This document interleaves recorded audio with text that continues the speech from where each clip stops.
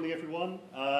Love to be back in Brighton. I spent 15 very, very happy years in the city before moving up to the Leicestershire countryside last year. I imagine you're probably asking why. Not many people leave Brighton, lots of people come in, but love to be back. Thank you to Wired Sussex for having me as well. I'm going to, my background is working in agencies and now working with agencies. So what I'm going to talk about is going to have an agency angle, but much of it could be applied to almost any business service where perhaps products and services have become kind of commoditised. So, without further ado, a little bit about me. Apparently I am one of the most influential business developers in the UK, according to the Drum. But as you can see from here, loads of agency experience. I was commercial director in an agency down here in Brighton for around about 13 years. That basically really meant business development. So I was the face of the agency. I would go out and my responsibility was ultimately to go and bring business in. So as you can see, lots of big numbers there, lots of experience, lots of understanding of what works and what doesn't. And what I would say is along the way, I have made and still make lots and lots of cringe-worthy mistakes when it comes to business development, but ultimately that's kind of how you learn, right? So that's me. What I do now is work with, when I exited that agency around about 2.5 years ago, you have that moment of, bloody hell, what am I going to do now? And I kind of thought, I've got quite a lot of experience, I've kind of been in an agency, I kind of know what works, what doesn't. Maybe I can go and help others to understand how to sell themselves, how to sell their products, how to sell their agency properly. So what I now do is work alongside agency owners, work alongside junior to mid-level business development people, and help them to craft a winning approach to business development. But it's all about how that positively impacts the people within the agency, prospects, clients, and also partners as well. Why do I do it? Because from my own experience, and I still witness it today, I think there are far too many kind of ingrained behaviours, processes, with respect to how agencies and clients attempt to try and work together. To give an example, the very formalised kind of RFI and RFP processes where you get sent an RFP, you're not allowed to talk to anybody, you're allowed to field questions, which is often an advantage if you do it well, but then they get shared with everybody. Oh, great, so I've lost that advantage. Along the way, you still don't get to speak to anybody, and if you're lucky, they might take you through, and then when they don't take you through, they don't give you any feedback. It's just an example of one of the processes that I think is kind of a bit broken.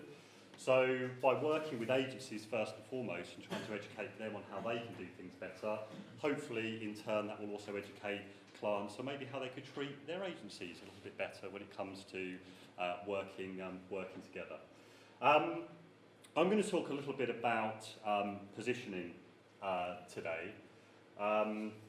Today is about kind of values and purpose, but agency positioning plays a massive role in that. So I'm going to give a little bit of theory, a bit of thinking around that, and then these guys over there are going to bring it to life with some stories from the front line, as it were. So there are a lot of agencies out there. I wrote an article a couple of years ago for eConsulting, quoted 20,000.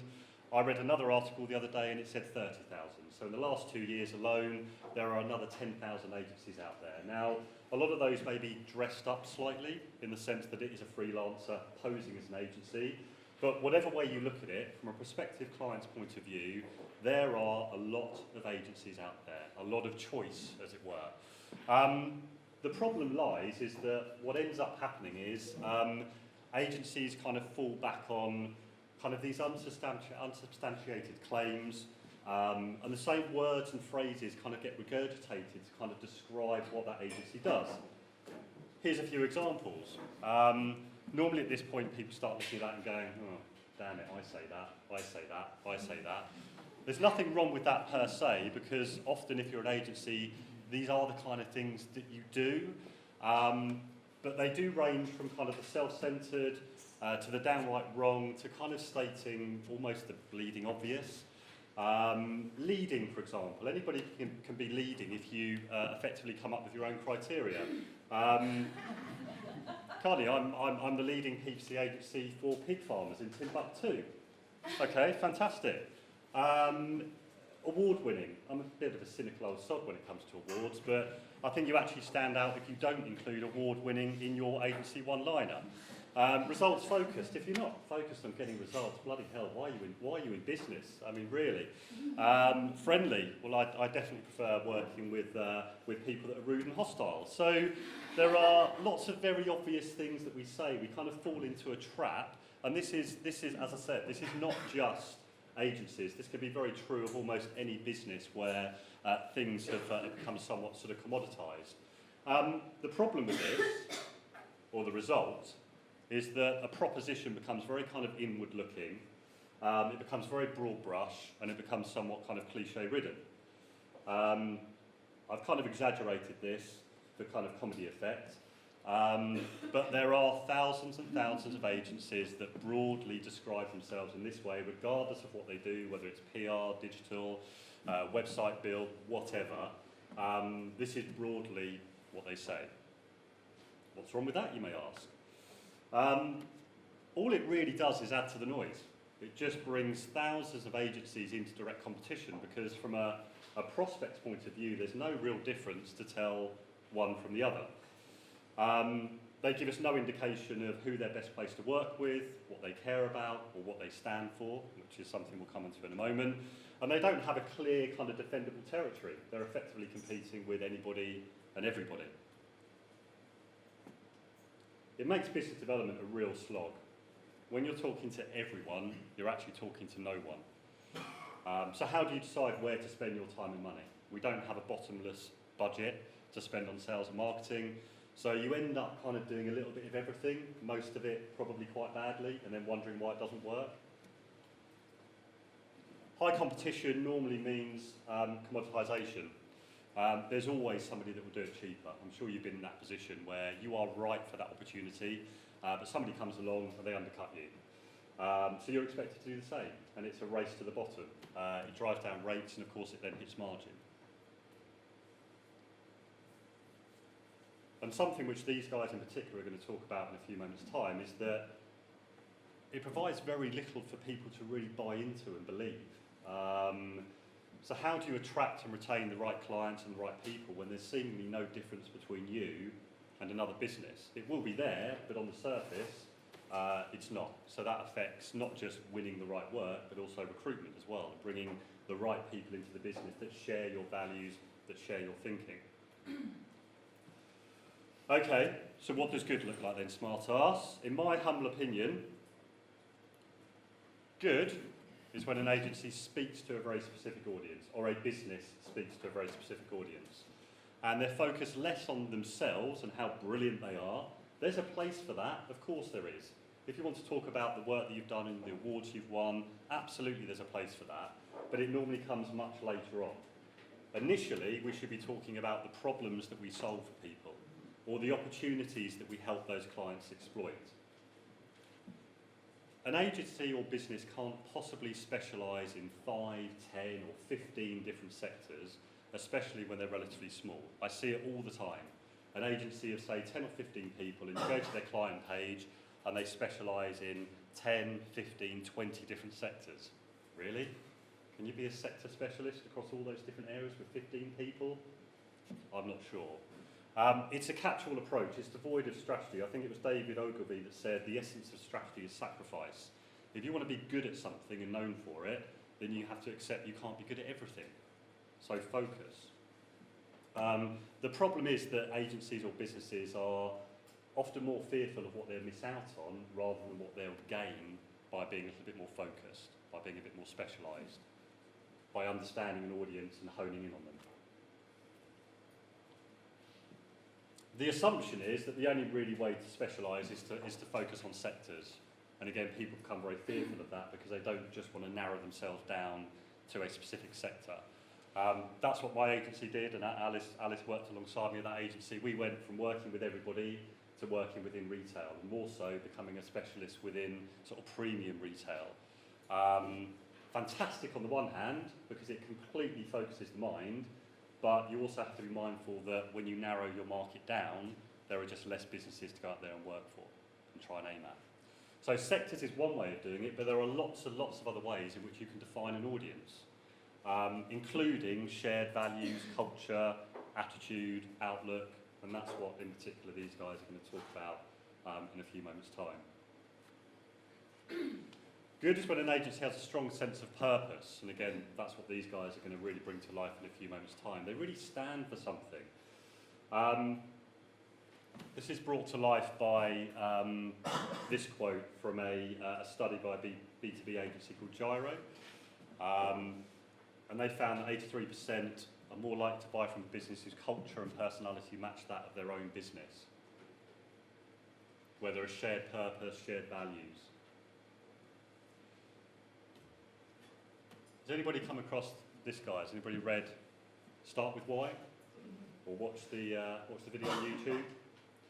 So I think this really kind of brings that to life. So Simon says that people don't buy what you do, they buy why you do it. And he brought that to life with his golden circle. So in terms of what, every company on the planet knows what they do. These are your services or your products. If you don't know what you do, then you're probably in a bit of trouble. How you do it, these may be your kind of USPs. As an agency, it might be your approach, your thinking, your specialisms, your expertise, processes, and so on. But a lot of companies don't know why they do what they do. But Simon argues that this is the most important. That the best decisions that often we can't explain actually come from the gut, where there is a shared purpose, cause, or belief. And this is where differentiation exists in any business. Because all of these so-called points of difference, these only ever manipulate people into buying your products and services. The biggest manipulator, of course, which isn't on there, is price. We just drop our price and then we bring home the sale. Or in digital, it's often novelty. It's the latest shiny new thing, so everybody jumps on it. It's often not actually the right thing for the business to do, but it's the latest social media channel, so we better go and jump on it, even if our old audience aren't there. These manipulations do work, don't get me wrong. You know, if you drop your price, you will win business, but there are trade-offs, because often the nature of the engagement is more transactional. If you want to attract the right clients, simply explaining what you do doesn't necessarily cut it. People really need to understand why you do it, your passion, your belief, your thinking. And if you want to build loyalty in your people, both clients and staff, you need to inspire people rather than manipulate them through this kind of language, and especially things like just dropping price. Number 3, good is when an agency uses a motive, down-to-earth language devoid of all that agency speak nonsense on the previous slide. Authenticity, I think, is really, really key. And again, Simon says that authenticity is achieved when that golden circle, your what, your how, your why, is in sync. But finding that why is a process of discovery. You don't just invent it. A lot of people say, be more authentic. What does that mean? So it's got to come from the heart, I suppose, as much as anything else. You've got to mean it. You can't just create it out of nowhere. When it comes to business development, winning the right business, because that's kind of what we're here to talk about, understanding your values and purpose literally sets the agenda. It should act like a filter. It should attract people that share your way of thinking, but it should also detract the people that don't. You want to attract people that believe what you believe rather than those that don't. Because we've all had those clients where it's just clash, clash, clash, and that's because we're not on the same page. It makes decision-making on where to invest your sales and marketing budget much, much easier. Trust me, when we went from we work with everybody to we now focus on retail, we knew exactly the right events to go to, we knew what to write about, we knew where to network, etc., etc. So it really, really helps on just beginning to narrow down all the various options around how and where you spend your money. And it provides a platform to say no. We should be saying no as often as we're saying yes, but we don't. We get dragged into these processes and we invest all this time and money to then lose out at the very end. Ideally, you're saying no as early on as possible in the process as you can. So you're not spending time and money on opportunities that actually you're never going to win or just aren't right for your business. And it potentially means you can avoid the old bun fights of competitive pitching. Because when you're focused on an audience and you have purpose, you can inspire people, and they hopefully become uninterested in your rivals and your competitors. And you may even be able to charge a premium as well, which would be nice, wouldn't it? Rather than being driven down on price. And it's because of your specialist knowledge, expertise, experience, but also because you have shared thinking and a shared purpose. And now I'm going to hand over to these guys who, hopefully, are going to bring that to life with some real life stories from their experiences of setting up agencies, setting up their businesses, and going on a bit of a journey, I believe. Are you first or are you first?